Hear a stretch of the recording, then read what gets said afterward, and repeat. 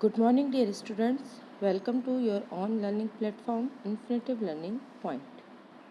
आज की इस कक्षा में हम DLED फर्स्ट सेमेस्टर के विज्ञान के लघु उत्तरीय प्रश्नों को करने वाले हैं। इससे पहले आपके विज्ञान की 3 से 4 क्लासेस हो चुकी हैं, जिनमें हमने अति लघु उत्तरीय प्रश्नों को कंप्लीट कर लिया है। जिन्होंने भी वो क्लास नहीं देखी है, उस चैनल पे जाके प्लेलिस्ट में इन क्लासेस को विजिट कर सकते हैं। आज से हम लघु उत्तरीय प्रश्नों को स्टार्ट करने वाले हैं, तो चलिए शुरू करते हैं क्लास को। और पहला प्रश्न है आपका, विज्ञान की दैनिक जीवन हेतु देन को समझाइए। देखिए, इस तरह के प्रश्नों को सिर्फ एक आइडिया लेने के लिए आप पढ़ा करिए। इनको as it is answer copy में छापने की ज़रूरत नहीं है, क्योंकि अब हम इतने बड़े हो चुके हैं कि ऐसे प्रश्नों को हम बड़ी ही आसानी से लिख सकते हैं। तो प्रयास ये करिए कि ज़्यादा से ज़्यादा क्वेश्चंस का जो है वो अपने शब्दों में लिखने की कोशिश किया करिए। फिर भी आपको यहाँ पर थोड़ा सा हम समझा देती हूँ, मैं एक्सप्लेन कर देती हूँ कि देखिए, जो विज्ञान है वो हमें आज हमारे जीवन के मतलब जब से सोने से उठने तक, है ना, पूरे दिन में हमारी संपूर्ण जो दिनचर्या है उसमें कहीं ना कहीं हम किसी न किसी रूप में विज्ञान के द्वारा प्रदान किए गए आविष्कारों का जो है वो उपयोग करते हैं। फॉर एग्ज़ाम्पल कि आप सुबह उठते हैं, सुबह उठने के बाद आप ब्रश करने गए, तो ब्रश के लिए जो टूथब्रश आप यूज़ कर रहे हो वो भी साइंस की देन है नहीं है? मिरर जिसमें आप आपका चेहरा देखते हो वो साइंस की देन है। आप नल को चालू करते हो, टैप को ऑन करते हो, मुंह धोते हो, तो नल क्या है? नल भी तो ही विज्ञान की ही जो सक्शन पावर और दाब का जो नियम है उसके ऊपर काम करता है, वो भी विज्ञान की देन है। कहने का मतलब है ना, आप गैस बर्नर को ऑन करके चाय बना रहे हो, तो गैस भी आपकी जो LPG गैस है वो भी विज्ञान की ही देन है।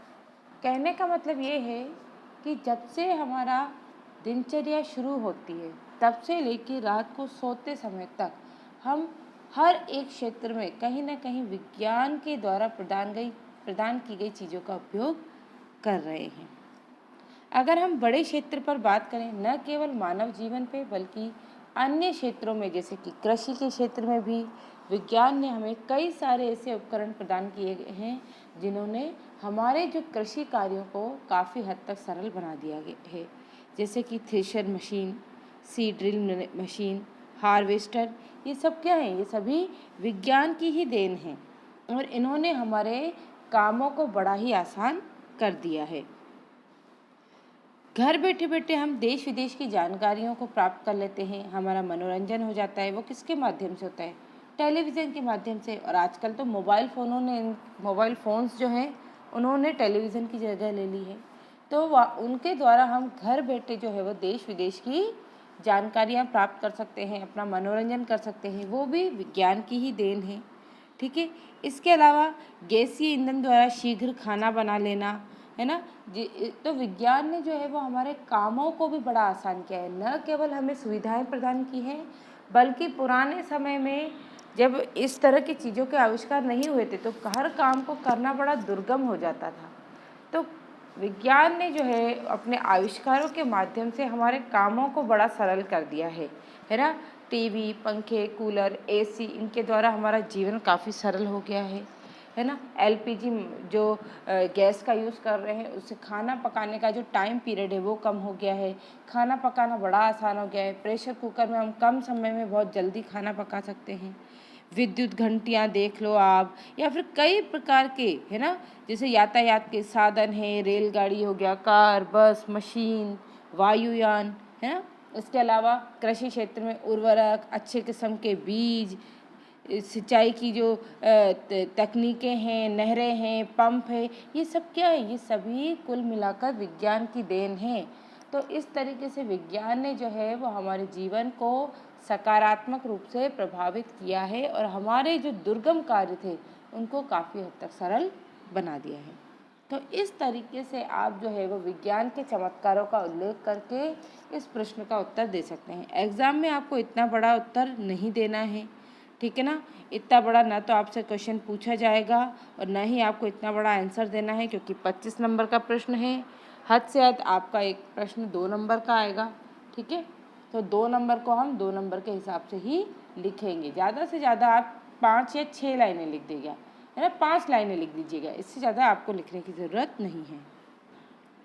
अगला प्रश्न है, विज्ञान के विभिन्न क्षेत्रों में क्या क्या योगदान है। तो योगदान अगर हम बात करें जैसे कि भोजन के लिए, तो पहले जो है वो हम क्या प्रयोग करते थे, मिट्टी का चूल्हा प्रयोग करते थे, मिट्टी का पारंपरिक बर्तनों का यूज़ करते थे। अब विज्ञान के चमत्कारों के माध्यम से हमें धुआं रहित चूल्हा यानी कि गैस चूल्हा मिल गया है। Solar cooker, pressure cooker, stainless steel के बर्तन जो है वो हमें प्राप्त हो गए हैं। वहीं अगर हम आगे बात करें कृषि के क्षेत्र में, पहले जहाँ हल, बैल, है ना, कुआं, रहट आदि का उपयोग, गोबर की खाद का उपयोग किया जाता था, वहीं अब नहरें, ट्यूबवेल, रासायनिक उर्वरक, यूरिया, फॉस्फेट, पोटाश और उन्नत किस्म के बीज जो है वो हमें विज्ञान के द्वारा प्रदान किए गए हैं। यातायात के क्षेत्र में जहाँ बैलगाड़ी, तांगा, ऊंट गाड़ी का उपयोग होता था, वहीं आज साइकिल, कार, बस, स्कूटर, स्कूटी, मोटरसाइकिल, वायुयानों का उपयोग होने लगा है। मनोरंजन के लिए जहाँ पहले नाटक नौटंकियों को देखा जाता था, कठपुतली नृत्य देखा जाता था, वहीं आज टेलीविज़न के माध्यम से ट्रांजिस्टर, सिनेमा हॉल, गेमिंग, इन सभी के माध्यम से जो है वो हम अपना मनोरंजन करते हैं। संचार के क्षेत्र में जहाँ पर पहले वाहक होता था, डाक जो है वो किसी व्यक्ति, किसी पक्षी, किसी जानवर के द्वारा एक स्थान से दूसरे स्थान पर भेजी जाती थी, आज वहीं telephone, mobile phone, fax, email, computer के माध्यम से हम संदेशों को आदान प्रदान कर पाते हैं। चिकित्सा के क्षेत्र में पहले कई सारे ऐसे रोग थे जो कि असाध्य थे, नाड़ी देखकर चिकित्सा की जाती थी, पर कई बीमारियों का इलाज तब तक संभव नहीं था, पर आज विज्ञान ने जो है वो काफ़ी हद तक सभी बीमारियों को क्योर कर लिया है।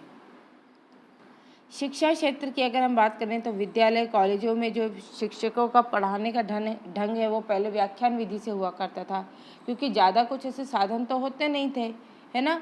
वहीं अगर आज हम बात करें तो कंप्यूटर, ओवरहेड प्रोजेक्टर, ठीक है ना, इनके माध्यम से पढ़ाया जाता है। डिजिटल बोर्ड्स आ चुके हैं जिनसे कि शिक्षण प्रक्रिया भी बहुत ज़्यादा प्रभावी बन चुकी है।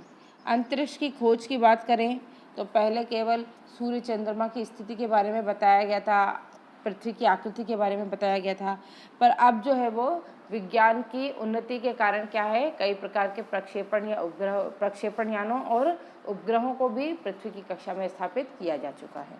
तो ये सभी आपके विज्ञान की देन है।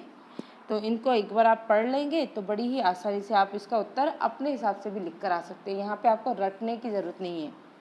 बढ़ते हैं अगले प्रश्न की ओर। अगला प्रश्न है, विज्ञान के दुरुपयोग से किस प्रकार की समस्याएं उत्पन्न हुई है। भाई देखिए, एक तरफ जहाँ विज्ञान ने हमारी कई सारे कामों को सरल, सुगम बना दिया है, वहीं इसकी कुछ खोज जो है उनका दुरुपयोग भी होने लगा है। जैसे हम नॉर्मली जनरली बात कर रहे हैं, मैं अभी ये पढ़ नहीं रही हूँ, मैं आपको ऐसे समझाने के लिहाज से बात कर रही हूँ।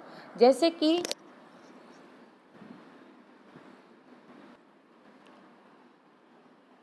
जहाँ विज्ञान ने काफ़ी अच्छी चीज़ें हमको दी हैं, वहीं वो चीज़ें हमारे लिए नुकसानदायक भी सिद्ध हुई हैं।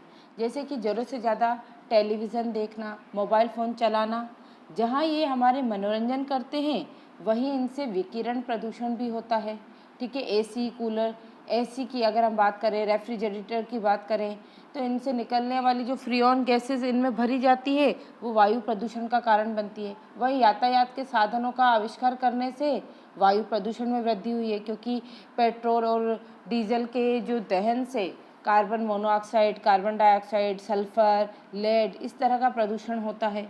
वहीं रासायनिक उर्वरकों के आविष्कार से क्या हुआ कि भाई उत्पादन क्षमता तो बढ़ी है, पर ये उर्वरक क्या करते हैं, धीरे धीरे पृथ्वी की उर्वरा क्षमता को नष्ट भी करने लग जाते हैं, है ना, उनका विपरीत प्रभाव भी पड़ने लग जाता है। जहाँ एंटीबायोटिक वगैरह जो दवाइयों की खोज की गई, जो हमें कई प्रकार की बीमारियों से बचाती है, पर कहीं ना कहीं वो हमारे शरीर पर विपरीत प्रभाव भी, हमारे स्वास्थ्य की जो स्थिति है उस पर विपरीत प्रभाव भी डालती है। तो इस तरीके से आप है कुछ इनके जैसे कि अगर परमाणु बम के आविष्कार की अगर हम बात करें तो जहाँ वो हमें सुरक्षा प्रदान करता है तो वहाँ बड़े लेवल पर उससे जो है वो रासायनिक या रेडियोधर्मी प्रदूषण भी होता है, ठीक है ना, और बड़े स्तर पे जनधन की हानि होती है।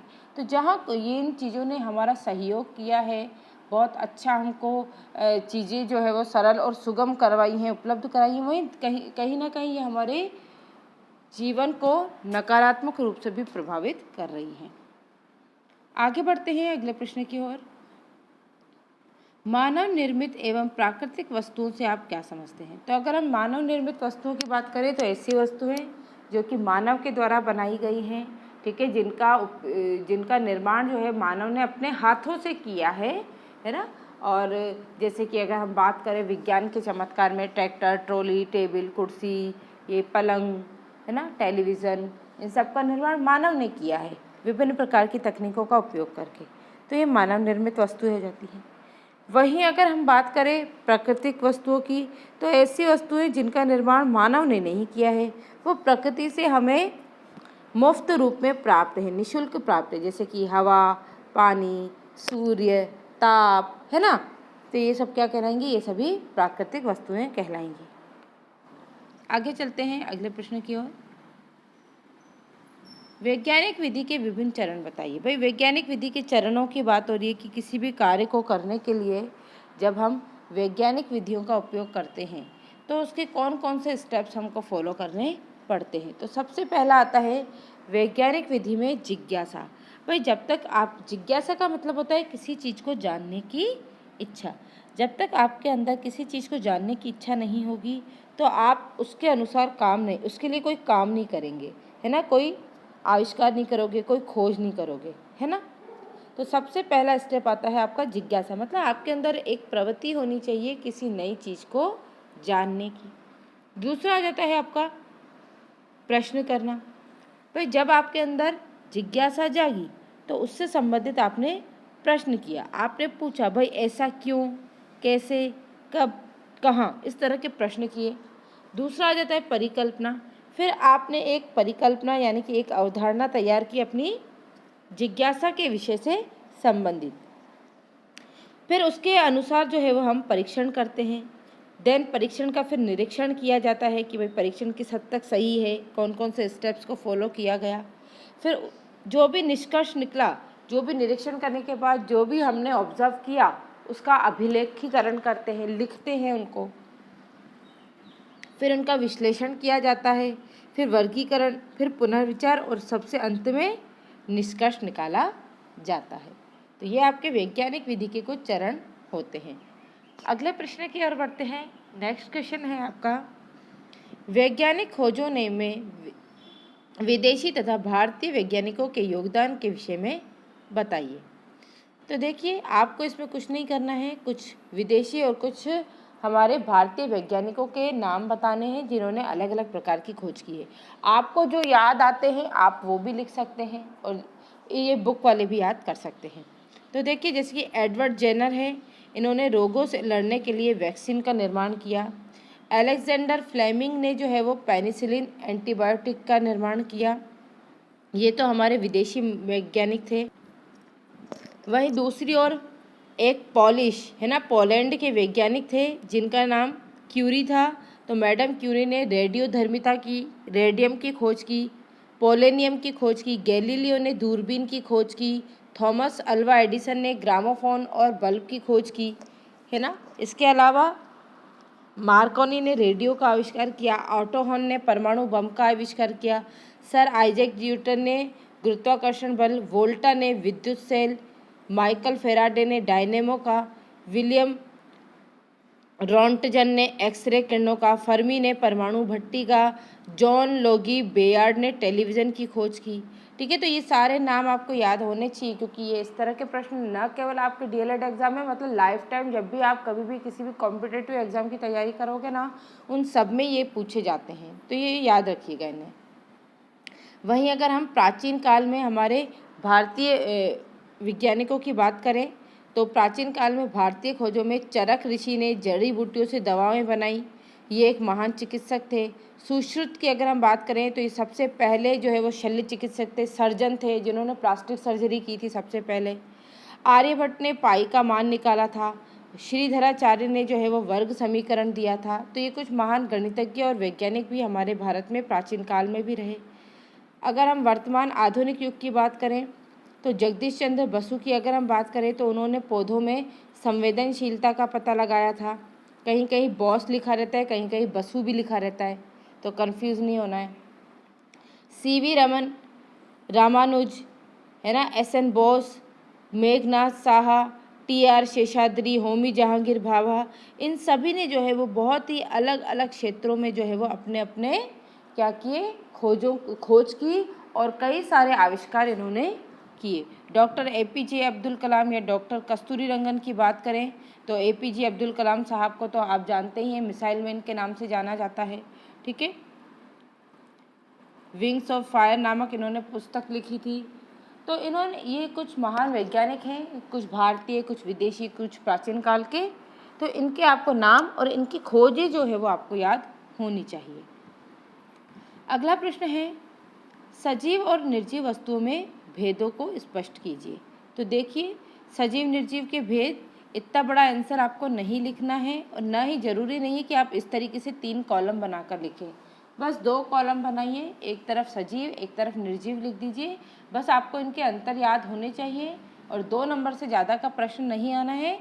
तो ज़्यादा से ज़्यादा आप 4 ही अंतर लिख कर आएंगे। ठीक है ना, अगर 2 नंबर का क्वेश्चन आता है तो 4 अंतर लिखेंगे, 1 नंबर का आता है तो 2 अंतर लिख कर आएंगे। ठीक है, चलिए तो देखिए, सजीव निर्जीव की अगर हम अंतर की बात करें तो सजीवों की जो आकृति होती है वो निश्चित होती है, जबकि निर्जीवों की कोई निश्चित आकृति नहीं होती। जैसे अभी आपका बॉडी स्ट्रक्चर है तो वो एक डिफाइंड शेप है, ठीक है ना, निश्चित आकृति है। पर अगर हम पानी की बात करें, पानी निर्जीव है, पानी को आप जिस बर्तन में डालोगे वही उसी का आकार ग्रहण कर लेता है, तो आकृतियाँ अनिश्चित हो जाती हैं। पत्थर को तोड़कर आप किसी भी तरीके से उसका शेप चेंज कर सकते हो। आगे बात करें तो सजीवों का शरीर जो होता है वो एक तथा कई प्रकार की कोशिकाओं से मिलकर बना होता है, जबकि निर्जीव जो है वो कणों से मिलकर बना होते हैं, है ना, कणों से मिलकर इनका निर्माण होता है। इनमें कोई भी कोशिकीय संरचना नहीं होती है। अगला है, सजीवों के शरीर की जो रचना होती है वो उसमें कई अंग पाए जाते हैं, अंग और अंग तंत्र पाए जाते हैं, जबकि निर्जीवों का जो शरीर है उसमें किसी भी प्रकार की अंग जैसी संरचनाएं नहीं पाई जाती, अंग या अंग तंत्र नहीं पाए जाते। क्यों? क्योंकि इनमें सेल ही नहीं पाई जाती है, तो अंग तंत्र कहाँ से पाए जाएंगे। वहीं आगे बात करें तो सजीवों की जो संरचना एवं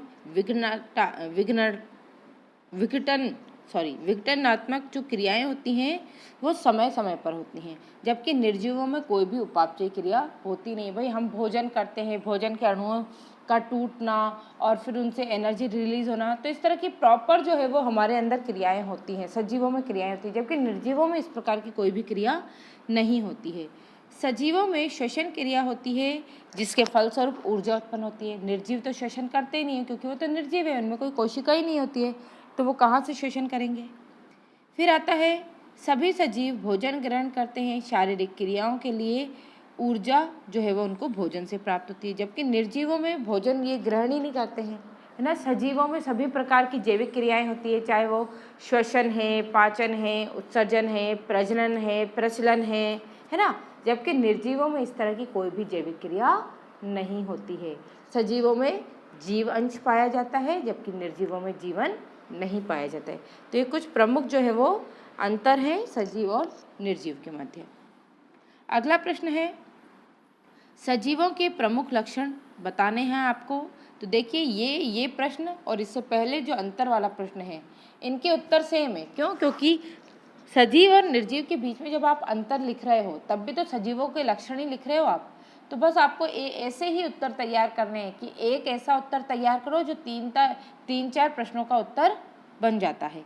जैसे कि अगर हम बात करें सजीवों के लक्षण की, तो सजीवों का आकार जो है वो निश्चित होता है, इनमें कोशिकीय संरचना पाई जाती है, एक निश्चित शारीरिक संगठन होता है, उपापचयी क्रियाएं होती हैं, श्वसन होता है, पोषण होता है, वृद्धि भी होती है, उत्सर्जन करते हैं, गति करते हैं, इनमें संवेदनशीलता पाई जाती है, प्रजनन करते हैं और एक निश्चित जो है वो जीवन चक्र पाया जाता है। ठीक है ना, सजीवों के अंतर्गत। तो चलिए आज के लिए हम इतने ही प्रश्नों को रखेंगे, आगे के प्रश्नों को हम नेक्स्ट क्लास में करेंगे। आई होप आपको सभी प्रश्नों के उत्तर अच्छी तरीके से समझ में आए होंगे, और अगर कोई दिक्कत है तो आप टेलीग्राम ग्रुप पर और यूट्यूब पे कमेंट बॉक्स में अपनी जो क्वेरीज़ हैं उनको लिख सकते हैं। आप लोगों से बस मैं इतना ही फेवर चाहती हूँ कि मैं रोज़ कहती हूँ और आज भी कहूँगी कि अपने स्तर पर आप रोज़ केवल एक सदस्य को हमारे यूट्यूब चैनल से जोड़ने का प्रयास कीजिए, तो बहुत जल्दी हम उस सीमा रेखा तक पहुँच जाएंगे, ताकि हम फिर लाइव सेशंस को लेना स्टार्ट करें। अभी आपकी डीएलएड की क्लासेस चल रही हैं, पर बहुत जल्द आपकी सीटेट के लिए जो पेडागोजी की जो क्लासेस है, सीडीपी की क्लासेस है ना, ईवीएस की जो क्लासेस है, उनको भी स्टार्ट कर दिया जाएगा इसी चैनल पे। तो उनके भी आपके दिन में 2 सेशन आपको ज़रूर मिलेंगे, एक सीडीपी का और एक ईवीएस या फिर साइंस का सेशन हम जिसे कह सकते हैं। जो बच्चे साइंस से एग्ज़ाम देंगे उनके लिए भी वो सेशन आपको प्रोवाइड करवा दिया जाएगा। तो चैनल से जुड़े रहिए और रोज़ अपने स्तर पर एक सदस्य को जोड़ने का प्रयास कीजिए। आप सभी स्टूडेंट अगर एक एक मेंबर को भी रोज़ जोड़ने का प्रयास करेंगे तो बहुत जल्दी जो है वो हमारा परिवार जो है वो 500 प्लस का हो जाएगा, और फिर हम लाइव क्लासेस को लेना भी स्टार्ट कर पाएंगे। तो चलिए, इतने से फेवर की मैं आपसे उम्मीद करती हूँ। आई होप आप मेरी सपोर्ट ज़रूर करेंगे। तो अभी के लिए इतना ही, अब मिलेंगे शाम की क्लास में। शाम को आपकी कंप्यूटर की क्लास रहेगी। तब तक के लिए goodbye, have a nice day.